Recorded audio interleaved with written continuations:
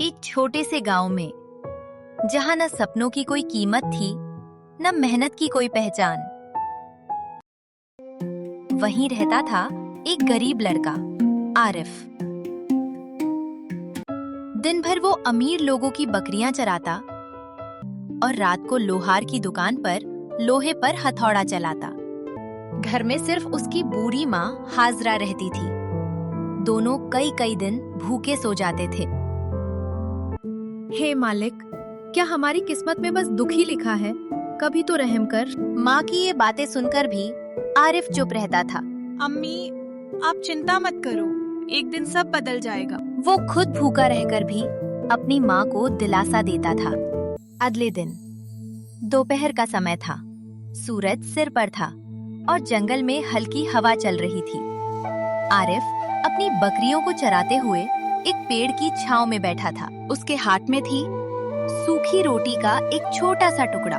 बस आज इतना ही है, चलो अल्लाह का नाम लेकर खा लेते हैं। जैसे ही वो पहला निवाला खाने वाला था, तभी अचानक उसके सामने एक बूढ़ा साधु आकर खड़ा हो गया। लंबी दाढ़ी, साधारण कपड़े, लेकिन चेहरे पर अजीब सा तेज। उसका नाम था संत दयाल। बेटा, बहुत भूख लगी है, क्या थोड़ा सा भोजन मिलेगा? आरिफ एक पल के लिए रुका। उसने अपनी आधी रोटी की तरफ देखा। वो खुद भी भूखा था, लेकिन सामने एक भूखा इंसान खड़ा था। बाबा, ये तो बहुत थोड़ा है, आप इससे क्या करेंगे? फिर उसने तुरंत फैसला किया। आप यहीं बैठिए, मैं अभी घर से आपके लिए खाना लेकर आता हूँ। ठीक है बेटा, मैं तेरी बकरियों का ध्यान रखूंगा। आरिफ दौड़ पड़ा अपने घर की तरफ। घर पहुंचकर उसने अपनी माँ को सब बताया। अम्मी, एक साधु आए हैं, उन्हें खाना देना है, जल्दी कुछ बना दो। बेटा, घर में तो कुछ भी नहीं है।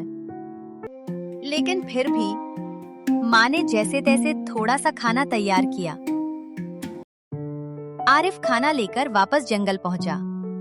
उसने पूरे सम्मान से संत दयाल को भोजन परोसा। महाराज, हम बहुत गरीब हैं, बस यही थोड़ा सा है। जो प्रेम से दिया जाए वो सबसे बड़ा भोजन होता है। संत दयाल ने भोजन करना शुरू किया और जैसे ही उन्होंने खाना खत्म किया, अचानक उनकी आंखों में एक अलग ही चमक आ गई। बेटा आरिफ, आज तूने मुझे एक रोटी दी है, लेकिन बदले में मैं तुझे तेरी किस्मत देने वाला हूँ। और फिर कुछ ऐसा हुआ जिसने आरिफ की जिंदगी हमेशा के लिए बदल दी। एक रात जब आरिफ गहरी नींद में था, तभी उसके सपने में वही संत दयाल प्रकट हुए। आरिफ, समय आ गया है। बाबा, आप ये सपना है या हकीकत? सपना समझ ले, लेकिन बात सच है। जहाँ तू लोहार के यहाँ काम करता है, उस जमीन के नीचे एक खजाना छुपा है। उसे हासिल कर, तेरी तकदीर बदल जाएगी। लेकिन बाबा, वो जमीन मेरी नहीं है। तू बस मांग, बाकी सब अपने आप हो जाएगा। और इतना कहकर संत दयाल गायब हो गए। सुबह होते ही आरिफ सीधे लोहार के पास पहुंचा।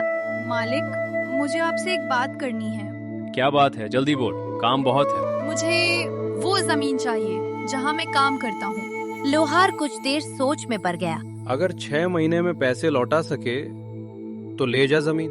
ठीक है मालिक, मैं वादा करता हूँ। आरिफ ने तुरंत काम शुरू किया। वो दिन रात खोदता रहा और फिर अचानक उसकी फावड़ा किसी कठोर चीज से टकराया। ये क्या है? उसने मिट्टी हटाई और जैसे ही देखा, वहाँ सोने के सिक्कों से भरा खजाना था। ये सच है, मेरी किस्मत सच में बदल गई। उसने सबसे पहले अपना कर्ज चुकाया, फिर उसी धन से व्यापार शुरू किया और धीरे धीरे एक अमीर और ताकतवर इंसान बन गया। अगर आपको ये कहानी पसंद आई हो तो इसे अपने दोस्तों के साथ शेयर करें और चैनल को सब्सक्राइब करना ना भूलें।